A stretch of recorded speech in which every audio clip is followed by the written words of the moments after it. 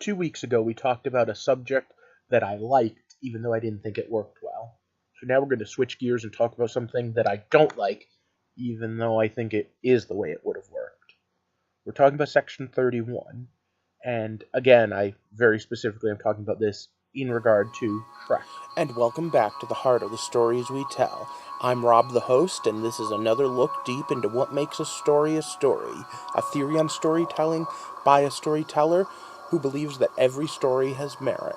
And tonight's episode is Section 31.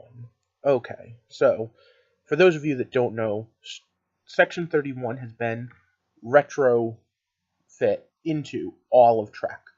Discovery specifically showcases the fact that it existed even before the original series aired. And now here's my problem with this, and I'm going to state this openly. I did not watch all of the series. I've only watched the original 5 so far and a bunch of the movies. I started really with Next Gen, although my dad was an original series fan. And at the end of the day, it feels like it's a cop-out. Like it's cheating. Because we already had something. We had Starfleet Intelligence. But now we had to have this secret organization that was mucking around. And why? Because specifically we needed something to be the underhanded tricks. But Star Trek isn't supposed to be about underhanded tricks.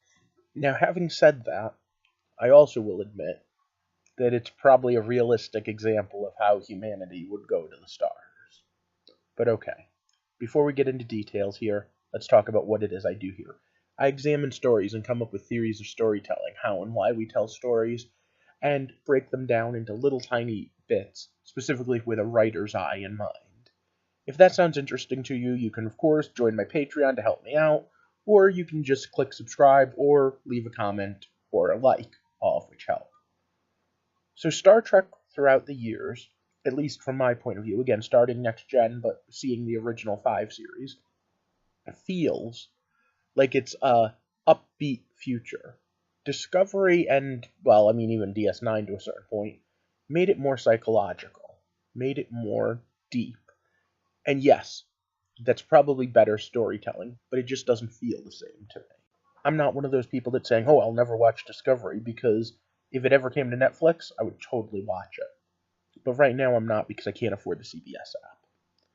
But let's talk for a minute about what it is that my big problem is.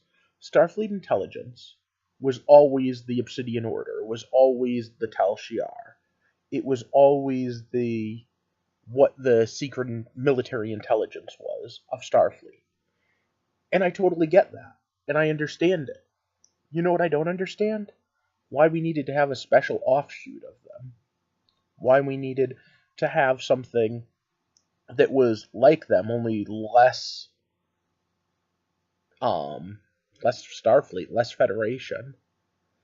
And the funniest part is that at the end of the day, it's not even what it is that Roddenberry would have wanted. But it so much is a part of it that I understand that that's what it's like.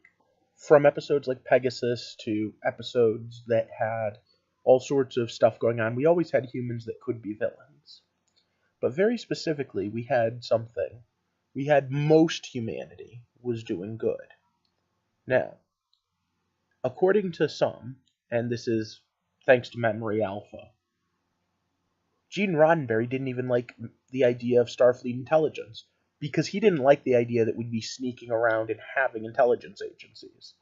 And again, I'm not saying that's realistic, but it's kind of what he was hoping for, what he wanted. The Tal Shiar, the Obsidian Order, all of those were the villains. The good guys didn't need that. The good guys were straightforward. And yeah, they sometimes played tricks and bluffed.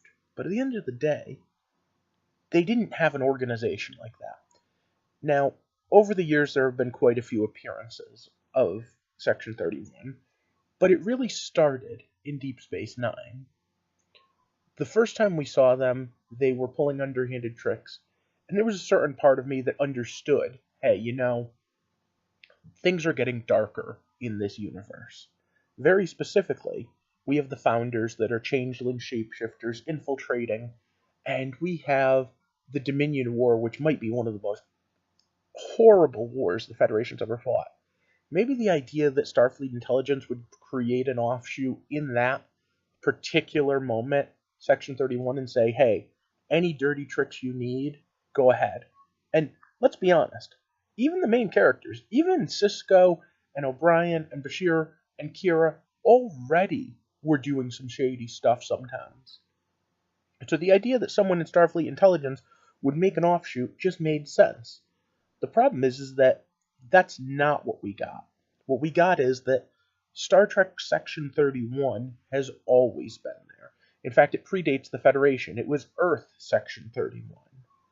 So why did we have an organization that throughout Kirk's time, throughout Picard's time, was running around in secret doing these things? Because somehow the hope of the original series in the Next Gen kind of got absorbed, kind of got removed. The idea being that you can only be hopeful if there's people in the background. Now, let me just say, it kind of makes sense.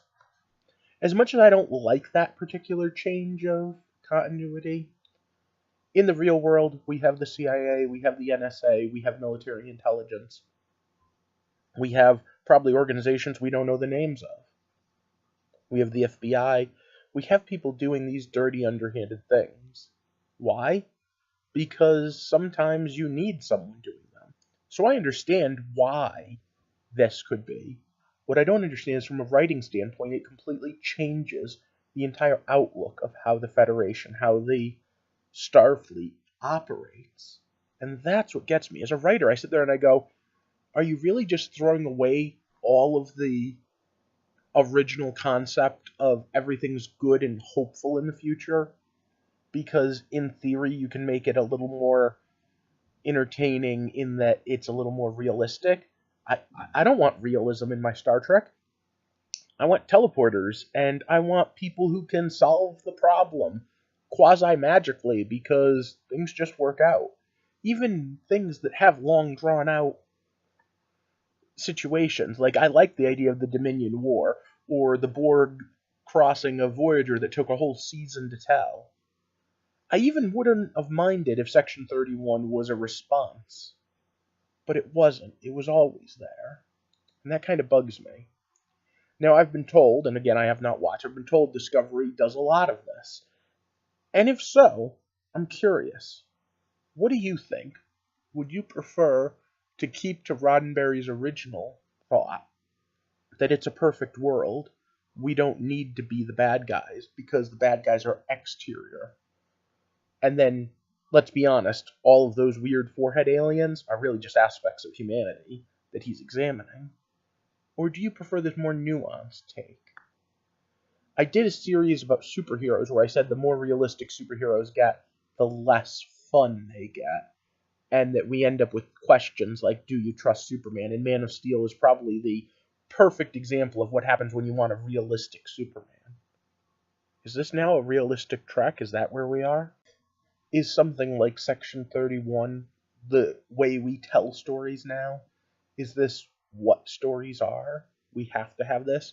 To a certain extent, stories are reflections of us. And right now we live in a time where we assume that everyone's spying on us and that our iPhones are recording what we say.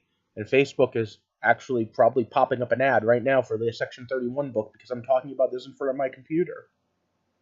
So maybe, as much as I didn't like it, maybe it actually is just the continuation of Roddenberry, the continuation of a look into why we do what we do. Just now, Trek is darker because we live in a darker time. Let me know what you think. Also, let me know if you'd be interested in my own opinion of where Trek should go, because I've got my own pitch to do, and I'm not sure if I'm going to do it or not. For now, though, it's time for me to ask you to do all those things YouTubers ask you to. Thank my Patreons, like and share, and of course, if you haven't already, click the subscribe button, because the best way you can help me out, to be honest, is just talk to me. Tell me what you think of Trek, what you think of Section 31, and maybe we'll do a review of this and talk about it again later. Because as I look as a writer, I can imagine I'd write Section 31. Even though it didn't feel right at the time, to be honest, like the Prime Directive, I'm very conflicted on it. But for now, thank you for walking with me through the heart of the stories we tell.